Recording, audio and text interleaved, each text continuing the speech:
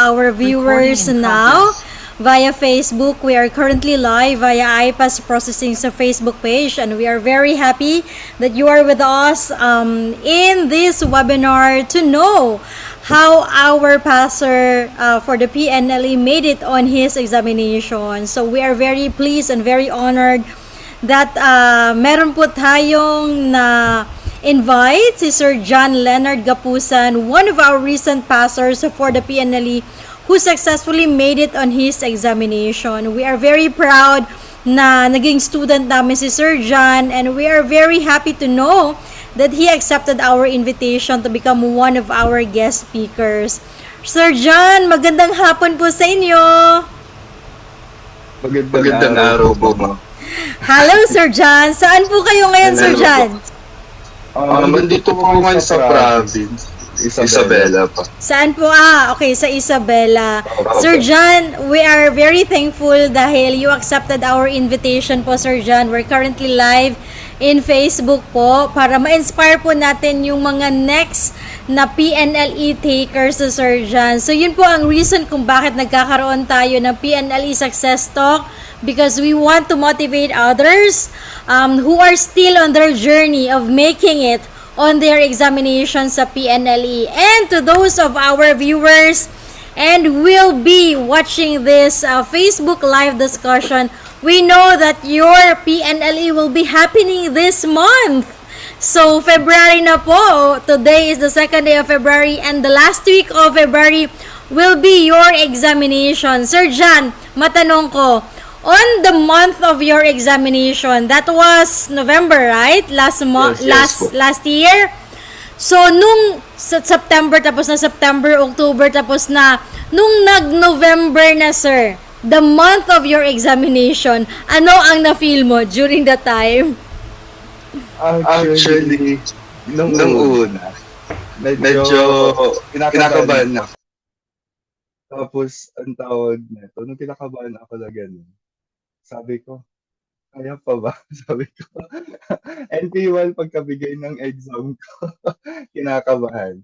Pero sabi ko, andito na, kakayanin to. Kasi, iwala ako sa mga resources ko na kayang-kaya na maipasa. After that, huminga lang ako ng malalim, relax na sinasabi ni Sir Ryan. Mag-relax lang kayo, sabi niya, Sir Ryan. Tapos, ang tawag na to, ginawa ko hanggang sa kumalma ako kasi nanginginig pa ako that time. Pero, hindi, kakayanin. After, pagkabigay, nawala yung nginig ko. Pero, kailangan talaga na pag andun ka sa examination room na, kailangan mo talaga din magdasal. Humingi sa kanya. Kasi kailangan mong humingi ng gabay sa kanya. Kasi, ayun nga, kahit na sobrang daming ang tawag na to, pagsubok na dumating, na ganun, kailangan pa rin natin ng bulong niya, bulong ng Panginoon, kung ano ba dapat ang gagawin, kung gagabayan niya tayo at yayakapin niya tayo during our exam. Yun lang naman po. Ayun, gusto ko yung word na yayakapin tayo ng Panginoon during the examination. Talaga nga naman, talagang andyan si Lord para gagabay sa atin on our examination, because He has seen all the efforts that we have exerted from the very first na nag-review tayo, and even prior to our review program. On the third year and fourth year, meron na yung mga enhancement classes na ginagawa coming from the universities and colleges. And this is one of the efforts of your universities or your colleges for you to be able to review in advance doon sa mga kailangan nating malaman with regards to our preparation for the nursing licensure examination. So sa mga hindi po nakakaalam, iPass Processing is already providing the PNLE review program. We started it last year. We started it in January and we had 2 cycles. So we are now in our 3rd cycle, and we're very happy and we're very pleased to know that students have trusted us because of the quality of education that our educators were able to provide to our students. Sir John, before tayo magde-discuss doon sa journey mo, allow us to know you more. Ano ba yung background ni Sir John Leonard Gapusan? Saan po kayo nag-aral? Ano po yung current background natin ngayon? Are you currently working or full-time student? Kailan po kayo graduate? Let us know you more about Sir John. Hello po, everyone, sa lahat po ng nanonood din po, and to the staff of the IPAS Academy. Ayan. Ako nga po pala si John Leonard Gapusan from Santiago City, Isabela. I graduated at the University of La Salle Incorporated with a bachelor degree, Science in Nursing. I graduated June 2025.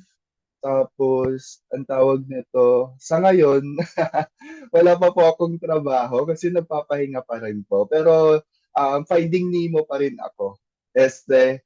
Finding, finding hospital pa rin po. Ayan. So, ayun. During, ayun, na before mag-review na ganun, kailangan talaga na after board exam, kailangan mo pa rin, after graduating, kailangan mo pa rin talagang basahin kung ano yung mga napag-aralan mo during your college days. Kasi kahit na sabihin natin na, ayun, na magtatackle naman sa review center, ayun, iba pa rin kapag handa ka na matapik and maretapik yung mga or ma-discuss ulit yung mga topic na kailangan mong mag-gain pa. Kasi sa IPAS, tawag na to, natulungan akong update pa yung mga nalalaman ko. Then, and also, mas pinadali pa nila yung mga mahihirap na topic para mas maintindihan. Yun. Thank you, Sir John, for letting our audience and letting me know na pinadali ng educators natin yung preparation mo for the PNLE because of the review program that you have taken from IPAS PNLE Review Academy. Somebody is saying here, Sir John, si MJ, pa-shoutout po, Sir John Leonard, Laktaw-taw, Gapusan. Kinumplete talaga, sir. Kilalang kilala ka neto, sir. Shout out MJ. Shout out po MJ. Hello po, good afternoon. Sa mga friends po ninyo dyan, sa friends po ninyo, pakisabi si Sir John, kausap ko po ngayon at nag-success talk po kami. Sir John, you mentioned that you are a fresh graduate, June 2025. Most of the students na nakakausap namin dito sa PNLE, kasi we have an online class, some of them have graduated a long time ago na, and pinili nila yung online review kasi they're currently working, they have a lot of responsibilities, it could be parental responsibilities and other things. Ikaw, Sir John, you are a fresh graduate. Bakit pinili mo ang review program ng IPAS po? Tawag po nito, ma'am. Pinili ko po IPAS. Pero wait, before graduating po kasi, naka-enroll na po ako sa IPAS Academy. Opo, before graduating. So, parang first cycle po ata yun na tawag po nito na PNLE ng IPAS. Tapos, December 2024. Then, after December 2024, nakita ko ang tawag nito, si Sir Ryan, na nagtawag nito. Lumabas sa feed ko sa isang blue app sa Facebook, na tawag nito, na may pa-free, ang tawag nito, yung free demo ng lecture, ganun. Then after that, sabi ng lola ko na gano'n, ay, ang galing naman ng kwan mo, ng pinasukan mong lecture ngayon, Eka. Tapos, no, after that, mag-enroll ka, sabi niya sa akin. So, si lola talaga nag-encourage. So, sabi ko, na gano'n, opo lola, maganda, sabi ko. Kasi, isipin mo meron mga topic na tawag na to. Hindi ko kasi alam yung mga yung iba, yung na-discuss that time, yung about sa may pathophysiology. Na-amaze ako sa kanya na gumagawa ng pathophysiology. Then sabi ko kay Lon, sige, mag-enroll po ako kako. Tapos that time kasi, fourth year second sem, ang tawag na to. Hindi ko sure if tama na ba yung knowledge ko, kaya na ba, kasi parang sa school po kasi namin, ayun, pag hindi ka pumasa ng pre-boards, hindi ka makakagraduate.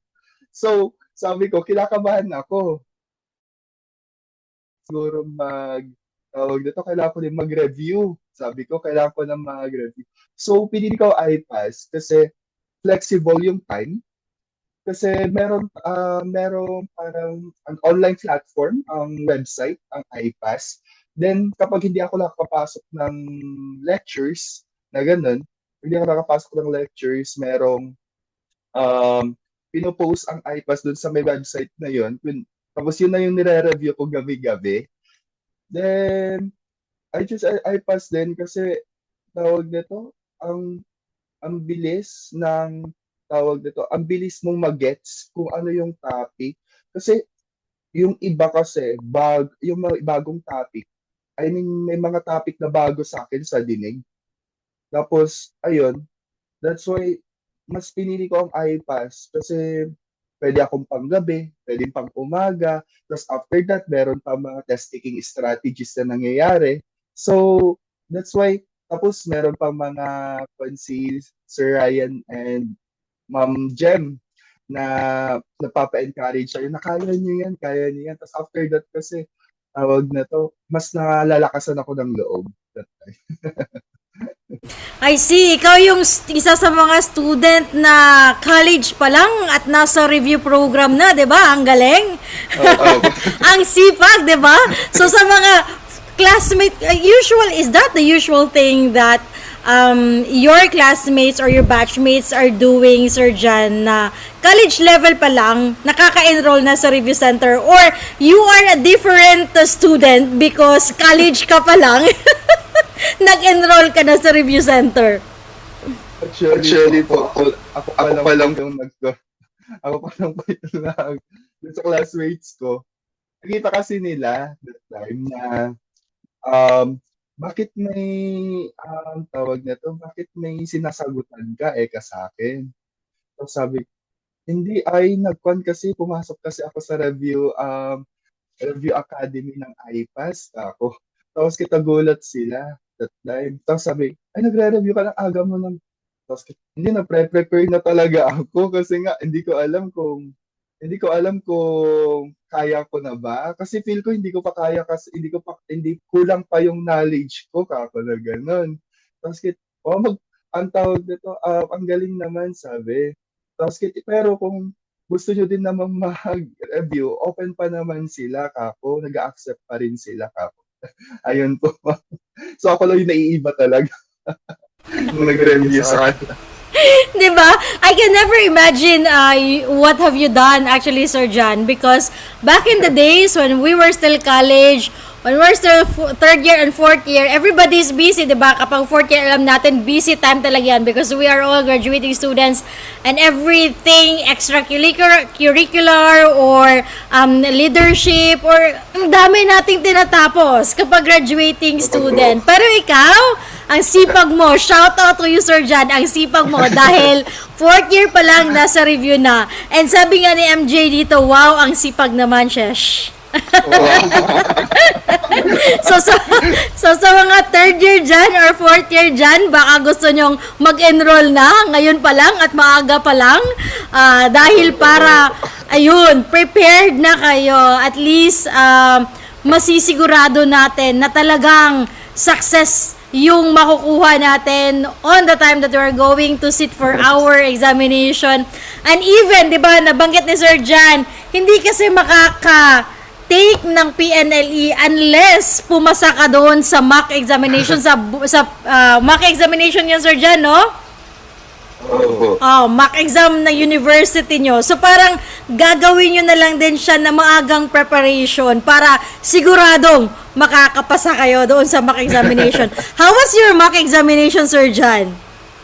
Ang tawag ko nito, naging okay naman po yung mga examination ko. Kasi tawag nito, though dalawang beses kami nag-mock exam or pre-boards, ayan. Kasi first sem and second sem, hanggang sa nalalagis sa nalalagis. Natakot ako nung una kasi, nung unang pre-boards ako, kasi may mga, ayun nga, may mga sinasabi nila malalagas na or mababawasan na yung class namin. Then, doon din ako na-encourage talaga na mag-review na. Kasi hindi ako nagre-review talaga na. Pero natakot ako. Tapos, ayan, nung pangalawang pre-boards na namin, ayan, or mock boards, though, hindi man ako pumasok ng top 10 ng kwan namin, pre-boards, pero iPass helped me po na tawag po nito, may mga topic kasi doon na apaka-tricky. And yung mga test taking strategies po na tips na binigay po sa atin ng mga educators po namin that time na ganun. Talagang natuto ako kung paano. And ayun po, naging maayos po siya and pumasa naman po. Ayan, grabe no, grabe ang tulong na naibigay noong nung nakuha mo siya, yung mga learnings na nakuha mo coming from the academy para ginamit mo na talagang siguradong makukuha natin yung pre-boards natin. So I think Sir Jan, guess ko, ikaw yung tipo na student na hindi masyadong nagsasalita pero nagpe-prepare pala ng maayos. Totoo. Ayan. So, Sir John, anong masasabi mo doon sa PNLE review program ni iPass? Ayan. Si iPass talaga. Ayan nga po. Kasi si iPass talagang yung mga educators natin talagang high caliber. Kung sa totoo lang, tulad nila Sir Ryan, Sir Magtanong, si Ma'am Jem, then naabutan ko pa si Ma'am Itay that time na ganyan. Kasi after ng first cycle, may parang pa-free parang pa-promo ang iPass natin na magtuloy-tuloy hanggang November 2025 yung amin. So, isa ako sa mga nag-grant na ganun. So, ayan. Then after that, tinuloy-tuloy ko pa rin. Gabi, kasi nagkaroon ako ng problem with my time. Tapos nag-chat ako sa mga lecturers, sa mga GC na hindi pa ako makakapasok kasi tawag po nito, parang gabi. Parang yun kasi yung kwento, yung study habit ko, puro gabi. So, anong nangyayari? Yung mga recordings, nakukuha ako. Pero may mga time na nakakapasok din ako pag, ayan. So, dire-diretso kasi nagkaroon ako ng tawag problem sa body clock ko. So, hindi ako pag magigising man ako, ang hirap kasi parang alas 10 na gano'n na umaga, alas 8 na po nag-start ang iPass. So, ang ganda ng iPass kasi tawag dito, after ng lectures, may mag-i-email sa'yo na meron kayong exams.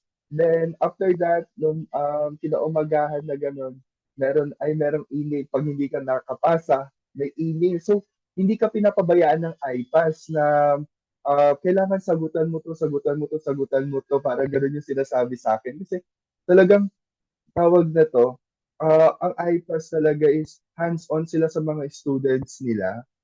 From the start hanggang November 2025 mga na pag-lecture ng iPass. Talagang hindi nagbago, kundi mas nag-improve pa yung system. Kasi talaga kung sa totoo lang, I'm average lang naman person po na nag-aaral, yung IQ ko po. Pero tingnan mo, ang iPass talagang tinulungan ako para mas maipasa o though hindi naman ganoon kababa ang ratings, pero mataas din. Pero talagang in-earn din ng institution ng tawag nito ng university, and mas in-enhance pa yung nalalaman ko from IPAS. So, from Jan, so yung knowledge ko from first cycle, January 20 to be exact, nag-start ang IPAS that time eh. Hanggang November, then November is na-enhance yung knowledge ko. So, pati yung pag-update sa mga bagong values, mga updates ng mga ano yung mga nangyayari dito, mas naging easy. So, yung IPAS talaga, isa sa mga tumulong sa akin, pinakauna talaga, tumulong sa akin na para mas maintindihan yung mga topics, and also yung IPAS talaga yung nag-encourage sa akin, lalo si Bam Jem. Sabi niya sa akin nung after ng final review ng May 2025, sabi niya, Mr. Gapusan, eka niya sa akin. Tawag na to. Mr. Gapusan, sabi niya, aantayin ko na makapasa ka sa November 2025, sabi sa akin ni Ma'am Jen. Tapos sabi agad, I know na student ka pa lang, pero ang tawag na to, sobrang sipag mo na pumasok ka na ngayon, eka niya. Tapos sabi niya na gano'n na, tularan mo itong mga ate mo, na gano'n, naniniwala ako na may papasan niyo lahat, so wag kang panghihinaan ng loob, gano'n. Ang dami encouragement na nangyayari kay Ma'am Jen that time. Yun lang po. Then, IPAS talaga, number 1.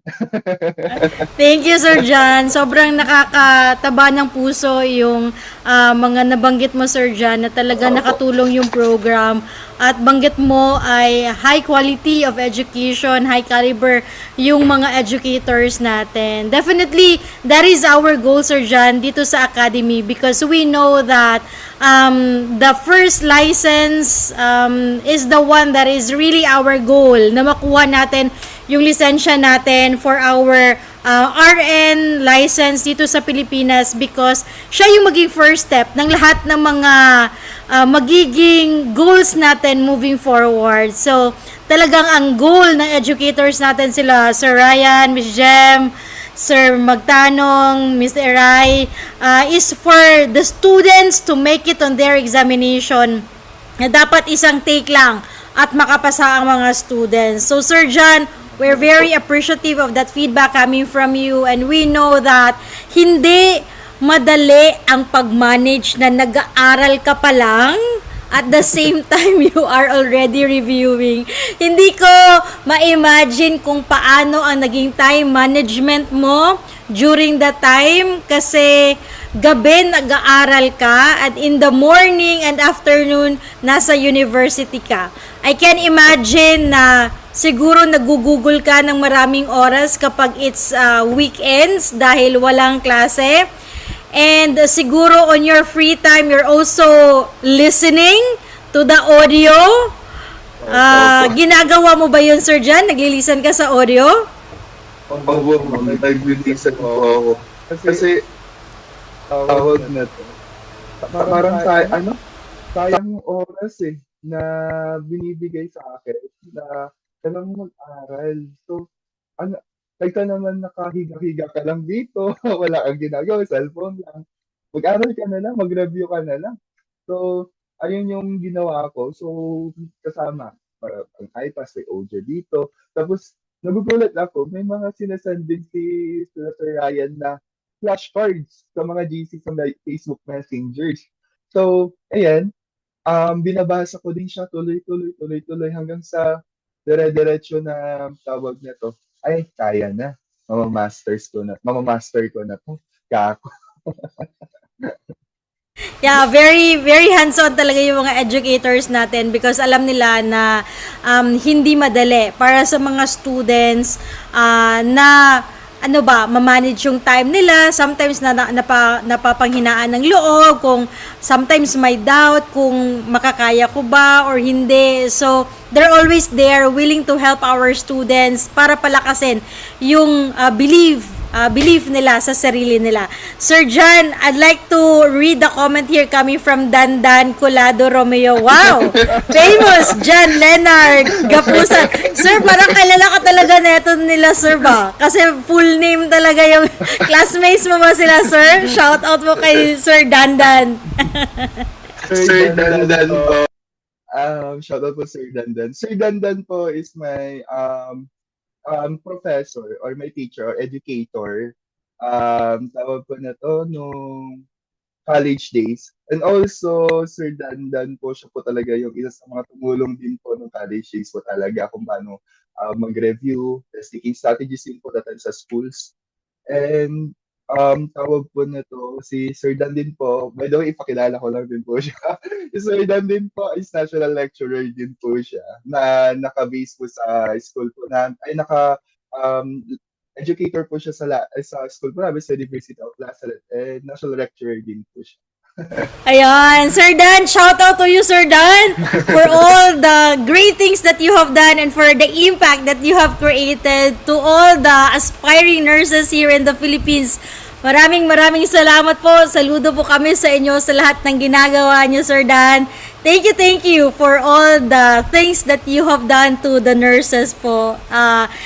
Napaka-thankful, napaka-grateful po kami dahil andyan kayo, nagko-contribute sa nursing community natin para magkaroon pa tayo ng mas maraming nurses dito sa Pilipinas. Thank you po, Sir Dan. And thank you for being here as well, listening to your students, si Sir John, na nakapasa na po ng PNLE. Now it's his time to shine because we are spreading the news kung paano po siya nakakuha at naipasa niyan yung PNLE niya. So sa mga students po ninyo, Sir Dan, good luck din po sa kanila. And maraming salamat po sa lahat po ng efforts niyo, Sir Dan, sa nursing community natin. Salute po kami sa inyo. Moving forward, Sir John, during the time of your review po, Sir John, were there any challenges na na-encounter mo apart from siguro ang maiisip ko time management, yung pinakamalaki? Because you are a student and then you are a reviewee. Aside from time management, Sir John, are there other challenges that you have encountered po? Meron po. Meron po at the time. Besides sa akin nga po, besides po sa time management, meron po. Challenges lang po na nangyari po sa akin is that yung sa may, na-stress po ako at that time. So, nagkaroon po ako ng mas nag-aggravate yung genetic alopecia ko po that time. So nag-hair loss po ako nag-hair loss. Yun po.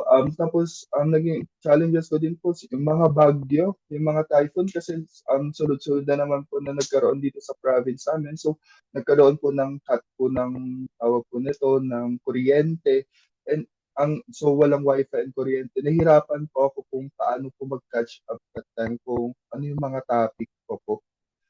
Kaya ayun po. That's why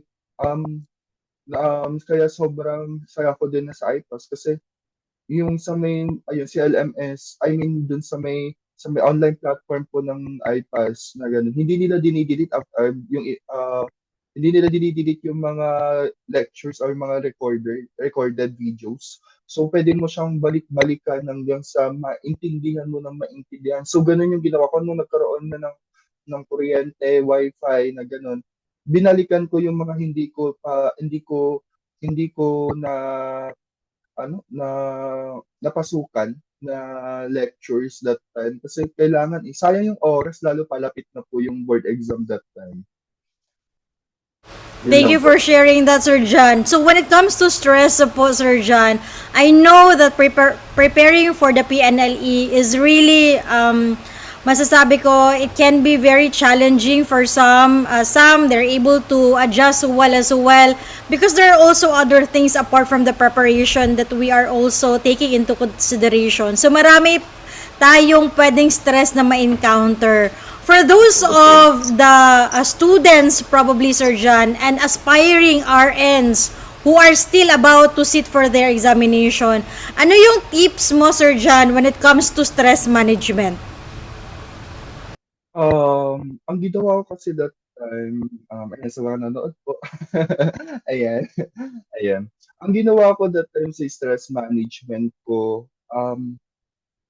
tawag po ito, nagkuhan ako, lumabas din. I mean, para ma-manage yung stress ko, nag-time management ako para after ng review, na gano'n, after ng review ng buong araw, kailangan ko maglaan ng kahit 30 to 1 hour na pag-rest. Kasi yung feel ko, yung utak ko, loaded na. Papunong-puno na gano'n sa lahat ng topics. And after 30 to 1 hour na pag-review, binabalikan ko yung notes ko. Pero scan siya na kailangan mong intindihin din yung pagka-scan mo sa kanya. Then after that, kukan na. After that, kailangan ko din makahinga ulit. Pupunta ako sa labas, tawag dito, nagba-volleyball minsan, gano'n. Kasi kailangan ko na i-balance kasi feel ko mawawalan na ako ng buhok na time. Tapos, ang tawag na to, pag na, I mean, and also, pwede ding kunin yun, yung kailangan mo mag-exercise din para matanggal lang yung anxiety mo, i-divert ko yung sarili mo sa hindi mo na mag-review. Pero, yung pag-divert mo doon, pag hindi mo pag-review, is pa lang din, kailangan mo ding orasan. May time na kailangan mo mag-review, may time din na wag muna mag-review to rest lang. Yun lang po. Yes, totoo yung mga ano mo sir dyan, no? Totoo yung mga tips mo sir dyan. Definitely, sa mga nagpe-prepare ng examination, lalo na sa kagaya ni sir dyan, na student pa lang nagprepare na really, it's very difficult to manage.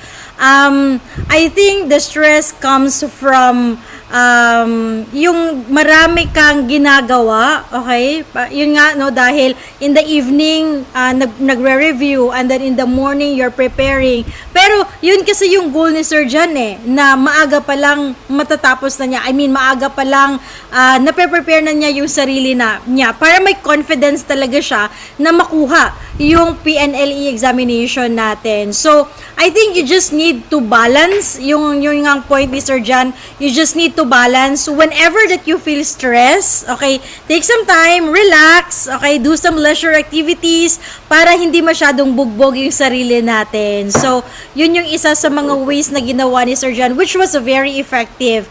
And mentioning exercise, guys, kailangan na mag-exercise po tayo. Hindi pwedeng nagkakaroon tayo ng very heavy na preparation pero hindi natin binibigyan yung katawan natin ng ano ba yung magiging fuel niya. Yung exercise mo, yung one of the things na magiging pampalakas ng katawan mo, pampabetter ng oxygenation para sa brain cells mo, at magiging mas maganda yung circulation ng blood natin. Nursing tayo. Medyo alam natin yon. So, mas magiging maganda yung blood circulation natin dahil nag-exercise tayo. So guys, take some time to relax if ever you feel na kailangan ko nang magkaroon ng mental ano ba? Ang tawag natin dyan, Sir John, mental break? Mental wellness break. Meron tayong ganun sa mga students ngayon. Back in our days, wala kaming ganun, sir Pero ngayon, meron ng mga ganun. So, take some time, do some leisure activities po para mabalanse po natin yung pagpe-prepare natin at the same time pag-aaral para sa review program po natin.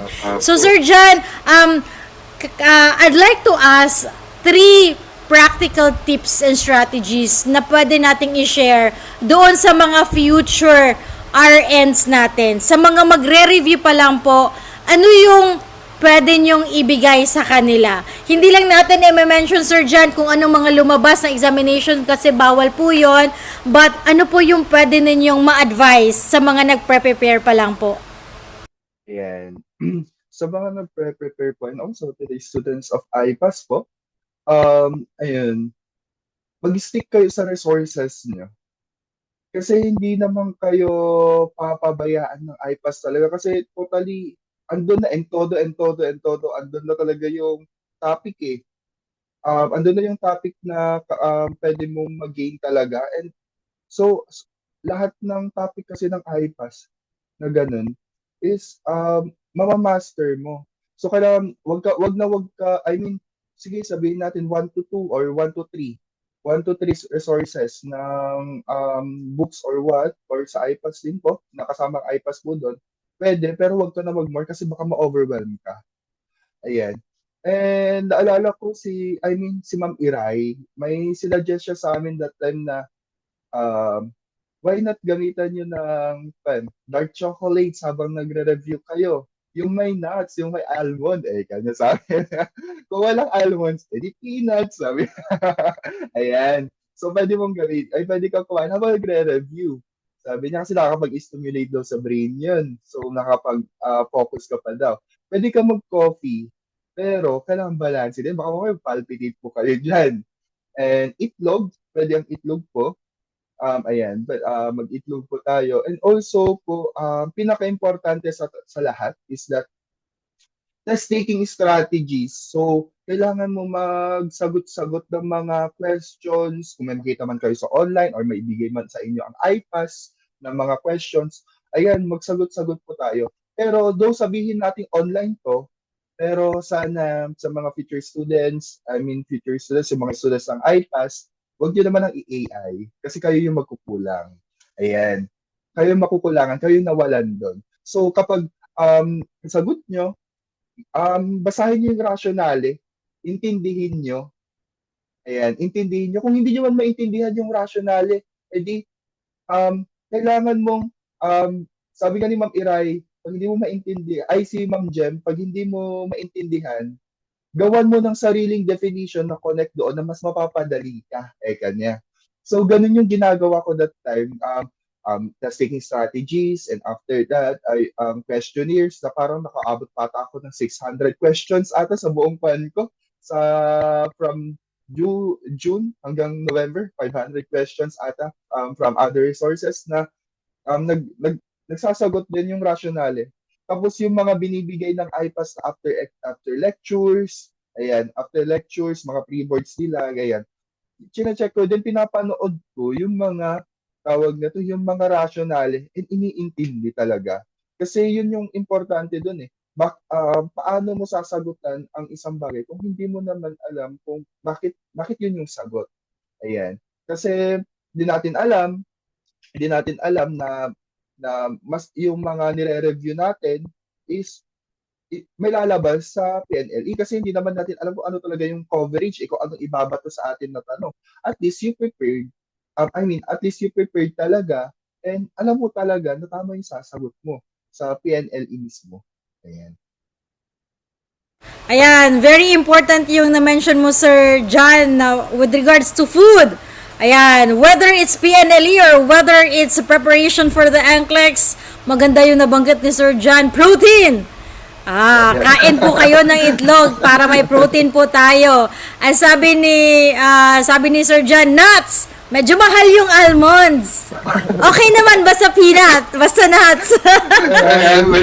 Mag-check tayo sa Lazada ng almonds kung kaya ng budget. Pero kung hindi kaya, it's fine. Merong peanuts na pwede nating alternative. Nuts pa rin yun. may tinag dito si Odon Ronald Surjan o si Mark Toledo. Tinag niya, baka friends mo to, barkada mo to. Sabi niya, ha ha ha. Hindi ko po alam. Tapos yung nabanggit mo, sir, na magsagot-sagot ng mga questions, yes, definitely, that's very important na kailangan magsagot-sagot tayo ng mga questions kung anong binigay ng educators natin. Kailangan natin yung sagutan, kailangan nating malaman at mag-go-over yung lahat ng mga topics natin. Kung hindi man kayo nakaka-attend, go back to the recorded classes so that you can be able to master kung ano yung concepts na binibigay ng mga educators natin. And pinaka-importante na nabanggit ni Sir John, ano yung sasagot mo kung hindi mo alam ang concept? Right? So, kailangan talagang alam mo yung concept natin para may sasagot po tayo doon sa mga tanong po natin. And, sabi ni Sir John, you focus on the rationalization. Dapat talagang maunawaan mo po. Talagang alam mo kung bakit siya naging ganon para masagutan po natin. So, For those of your friends, Sir John, hopefully nagkaroon din tayo ng enlightenment doon sa mga friends mo, or kung hindi pa man sila nag-exam, or sa mga sa mga viewers natin na who are about to sit for their PNLE. Sana nakatulong itong webinar namin sa inyo para maliwanagan at maunawaan po natin kung ano yung dapat natin mga gawin in preparation for our PNLE. At sana na-inspire namin kayo na kahit maaga pa lang, 3rd year or 4th year pa lang kayo, you can actually join the review program and be like Sir John na maaga nag-prepare, sobrang tiyaga, 4th year pa lang. Talagang na-remember ko, Sir John, kasi sabi mo nga last time, student pa ako. Wow, amazing itong student na to. So sometimes sa webinar, Sir John, may mga student na na-prepare.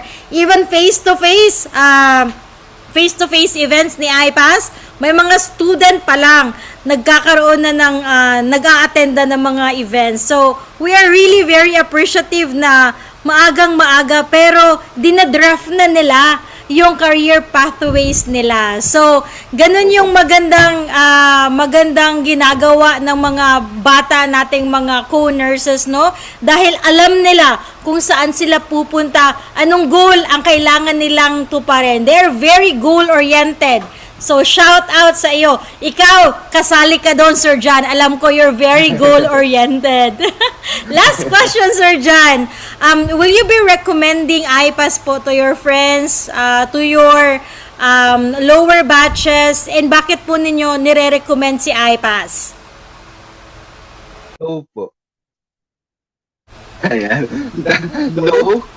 Kung ayaw mong pumasa. No. No, ayaw pumasa. No, kung ayaw mo mapadali yung pagre-review mo. No, then, kung ayaw mo din na mas maintindihan mo pa yung mga concept. Pero kung tatanungin ako, I will recommend IPAS. Kasi flexible yung time, flexible yung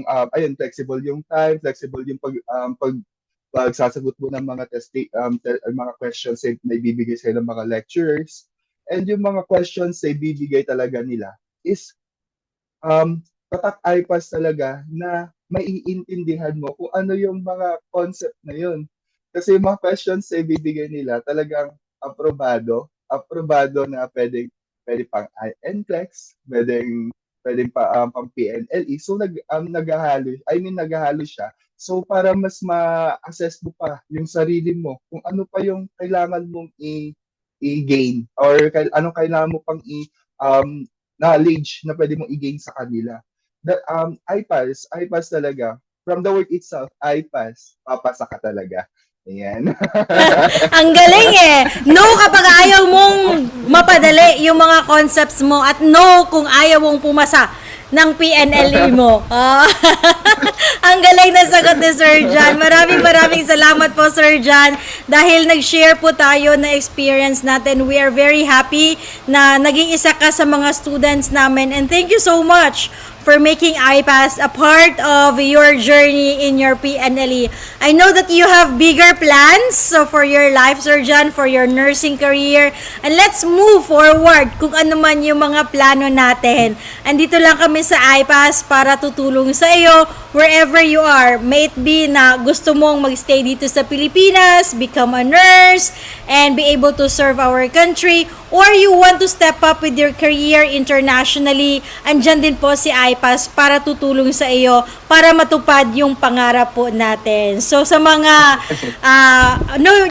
sa mga batchmates nyo po, I know that they have already made it on their examination. So congratulations po sa lahat ng batchmate po ninyo, Sir John, and we salute your university for providing or for being able to produce so many nurses as well who are already in the workforce. So shout out po to all your educators coming from your university, and to your educators as well in the IPAS Honor Review and Mentoring Academy.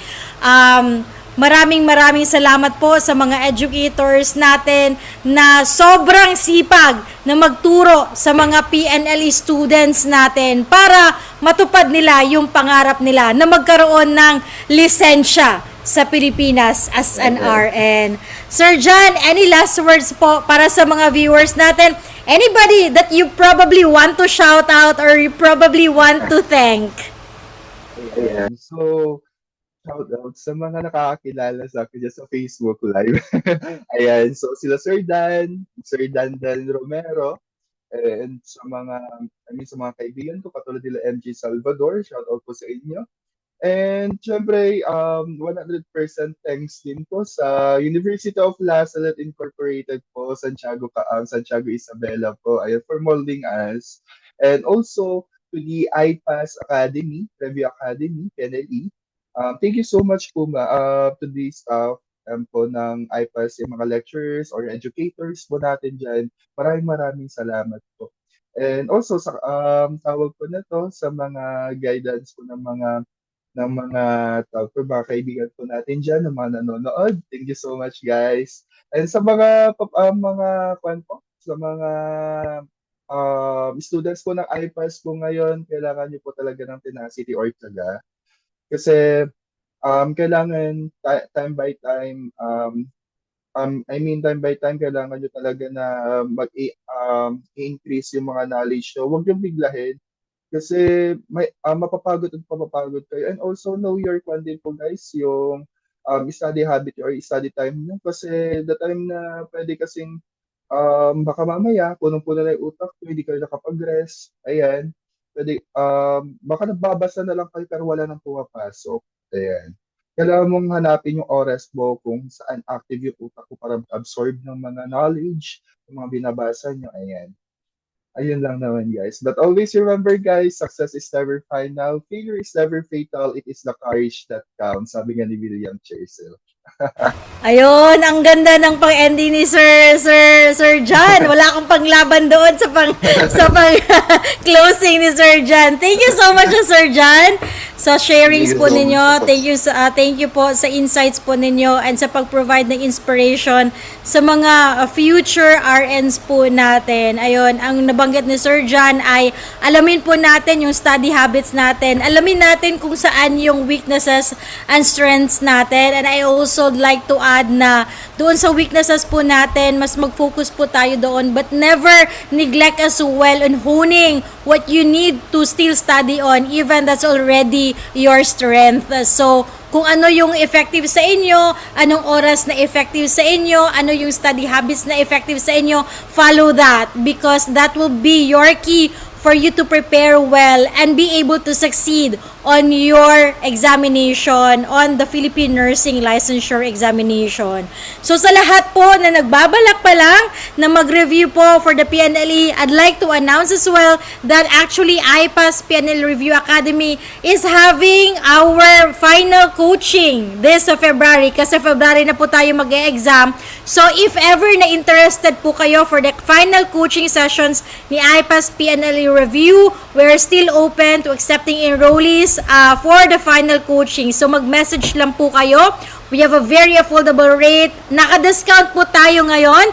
Nasa 3,500 lang po yung final coaching natin. So, limited time po yan para sa discounted rate. So, mag-message po kayo if you want to get that discounted rate. So, shout out to you, Sir John, for successfully passing the PNLE. Now, sabi mo, you are already finding hospital.